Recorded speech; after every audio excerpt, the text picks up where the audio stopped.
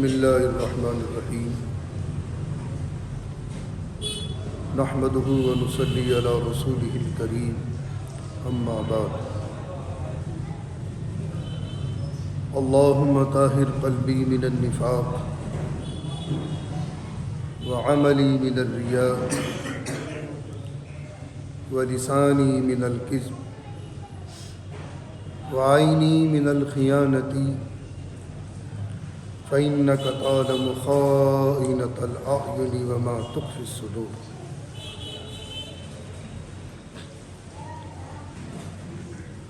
عزیزان گرامی،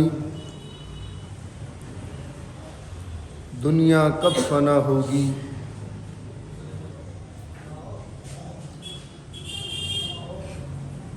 یہ مضمون مسلسل آپ حضرات کے سامنے آ رہا ہے۔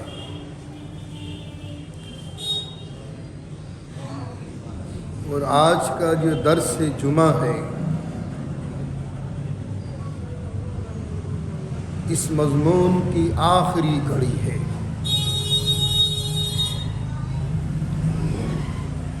لیکن آج کا درس بڑی توجہ کے ساتھ سننا ہے اور اس پر عمل کرنے کی کوشش بھی کرنا ہے۔ گزشتہ جمعے کو میں نے عرض کیا تھا کہ ہمارے آقا فخر کائنات حضور پاک صلی اللہ علیہ وسلم نے اپنی امت کو بیچ مجھدھار میں نہیں چھوڑا ہے اور دجال کے فتنوں سے نکلنے کے راستے بتا گئے، بشرط یہ کہ امت کو ان راستوں پر عمل کرنے کی توفیق بھی ہو جائے۔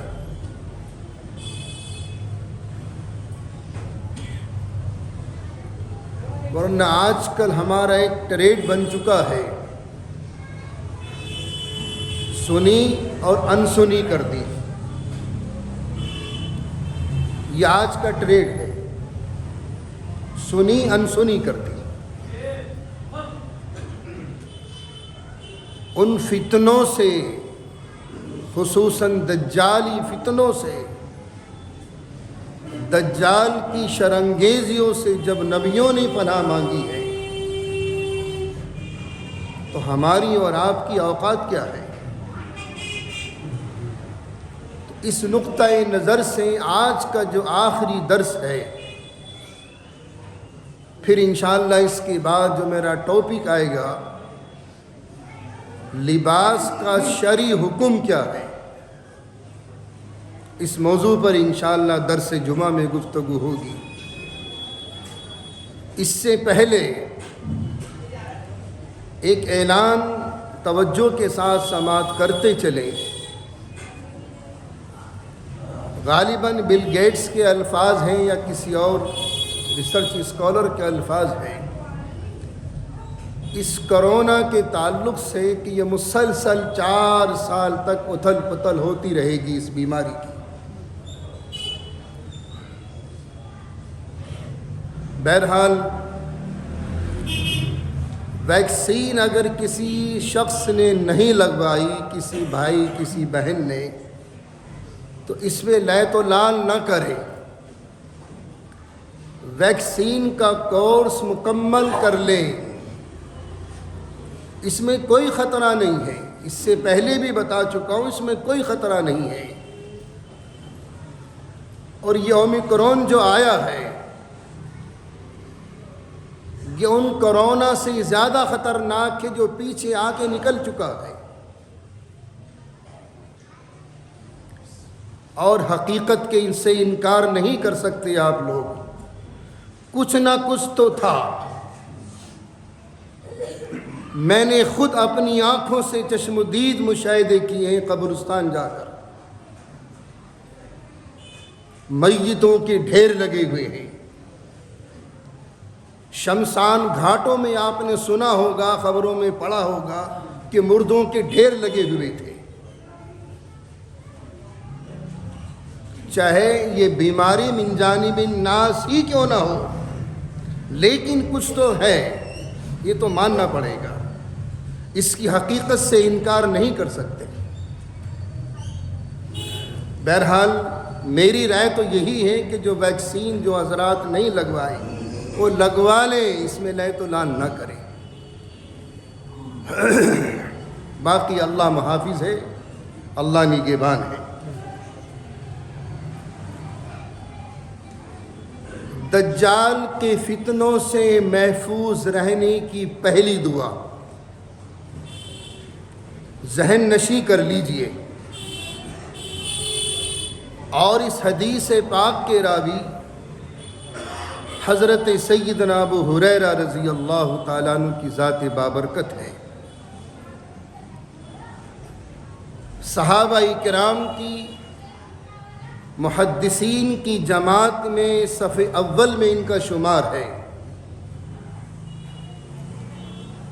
حضور پاک علیہ الصلاۃ والتسلیم نے ارشاد فرمایا،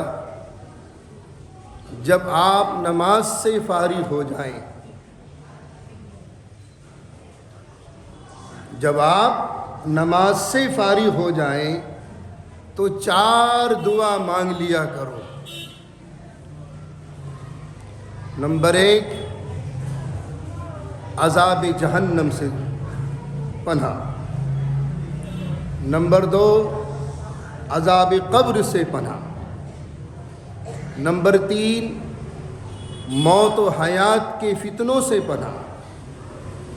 نمبر 4، دجال کے فتنوں اور اس کی شرارتوں سے پناہ۔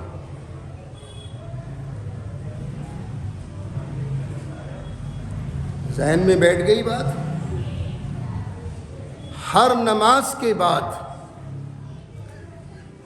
جب آپ نماز سے فارغ ہو جائیں تو یہ 4 دعائیں مانگ لیا کرو۔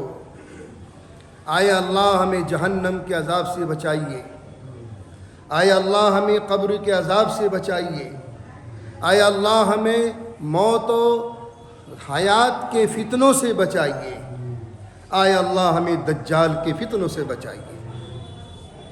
آسان ہے۔ دوسری حدیث، سیدنا جو جس زبان میں آپ مانگنا چاہیں،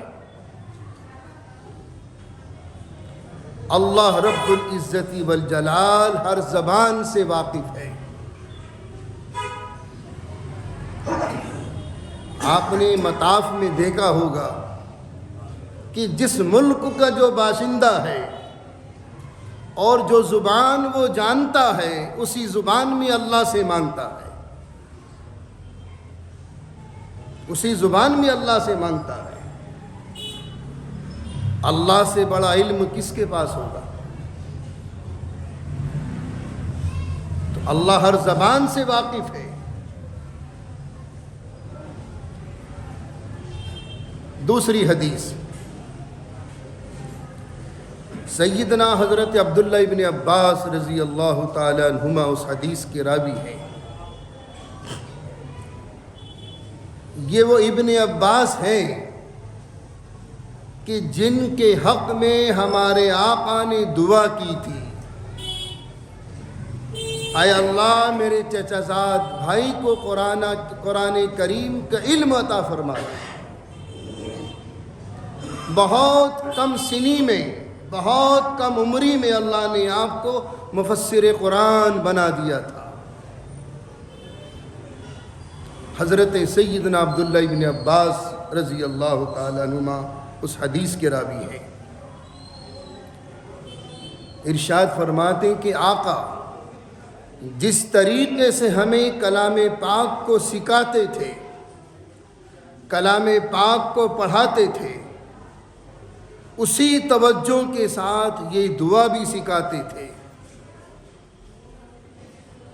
اللہم انی اعوذ بک من عذاب جہنم واعوذ بک من عذاب القبر واعوذ بک من فتنة المسیح الدجال واعوذ بک من فتنة المحیا والممات۔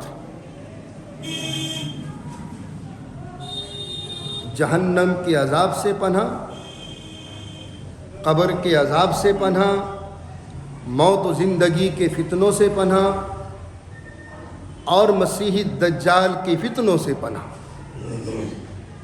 جو زبان آپ جانتے ہیں آپ اس طریقے سے بھی اس دعا کو پڑھ سکتے ہو، اے اللہ ہمیں عذاب قبر سے محفوظ رکھنا، عذاب جہنم سے محفوظ رکھنا، دجال کے فتنوں سے محفوظ رکھنا، موت و حیات کے فتنوں سے محفوظ رکھنا۔ اللہم انی اعوذ بک من فتنۃ المسیح الدجال واعوذ بک من فتنۃ المحیا والممات، اللہم انی اعوذ بک من عذاب جہنم واعوذ بک من عذاب القبر۔ جو زبان آپ جانتے ہیں۔ تیسری حدیث، اس حدیث پاک کے راوی سیدنا حضرت ابو درداء رضی اللہ تعالیٰ عنہ کی ذات بابرکت ہے۔ آقا نے ارشاد فرمایا، جو میرا امتی سورہ کہف کی پہلی 10 آیتیں اور آخر کی 10 آیتیں، ان 10 آیتوں کو سورہ کہف کی پہلی 10 آیتیں یا آخر کی 10 آیتیں، یہ دونوں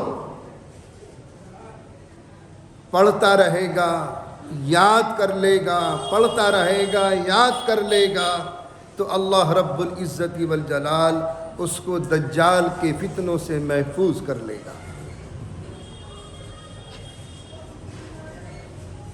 حضرت سیدنا ابو درداء رضی اللہ تعالیٰ عنہ، انہیں یاد بھی کر لینا، سورہ کہف کی پہلی 10 آیتیں اور سورہ کہف کی آخری 10 آیتیں، انہیں زبانی بھی یاد کر لو۔ اگر زبانی یاد نہیں کر سکتے تو کم سے کم قرآن کریم میں دیکھ کر پڑھ لیا کرو، روز آنا کا معمول بنا لیں کہ سورہ کہف کی پہلی 10 آیتیں اور سورہ کہف کی آخری 10 آیتیں، ان دونوں آیتوں کو پڑھتے رہو گے تو اللہ رب العزت والجلال دجال کے فتنوں سے محفوظ رکھے گا۔ چوتھی حدیث، سیدنا حضرت علی رضی اللہ تعالیٰ عنہ کی ذات بابرکت ہے۔ اس حدیث کے راوی،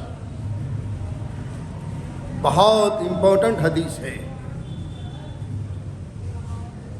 اور اس حدیث کا معیار کا پتہ چلتا ہے راوی سے کہ حدیث پاک کا راوی کون ہے۔ سیدنا حضرت علی رضی اللہ تعالیٰ عنہ کی وہ ذات بابرکت ہے کہ آقا نے کبھی تو آپ کو مدینۃ العلم کہا ہے، میرا علی علم کا شہر ہے، کہیں آپ کو باب العلم کہا ہے، میرا علی علم کا دروازہ ہے۔ اور یہ بھی یاد رکھیں، ترتیب نزولی کے اعتبار سے اگر بنی نوع انسانی میں اور اس امت واحدہ میں اگر کوئی شخصیت تھی اور قرآن کریم کو ترتیب نزولی کے اعتبار سے جمع کرنے کی اگر کسی کے اندر صلاحیت تھی یا اتنے گٹس تھے تو وہ سیدنا حضرت علی کی ذات بابرکت ہے۔ کیونکہ اہل تشیع کے یہاں شیعہ سماج میں، شیعہ مذہب میں ایک عقیدہ ہے کہ ترتیب نزولی کے اعتبار سے قرآن نازل ہوا تھا، لیکن وہ قرآن ہمارے 12ویں امام کے پاس ہے اور وہ نکلیں گے قرب قیامت میں اس قرآن کو لے کر۔ اللہ بھلا کرے شیعوں کے علماء کا، انہوں نے خود ان کے عالموں نے، علامہ ہادی علی نقوی بہت بڑے عالم ہیں شیعہ حضرات کے، اہل تشیع کے بہت بڑے عالم ہیں اور اپنے وقت کے محقق ہیں، اپنے وقت کے ریسرچ اسکالر ہیں، انہوں نے خود اس عقیدے کو باطل قرار دے دیا۔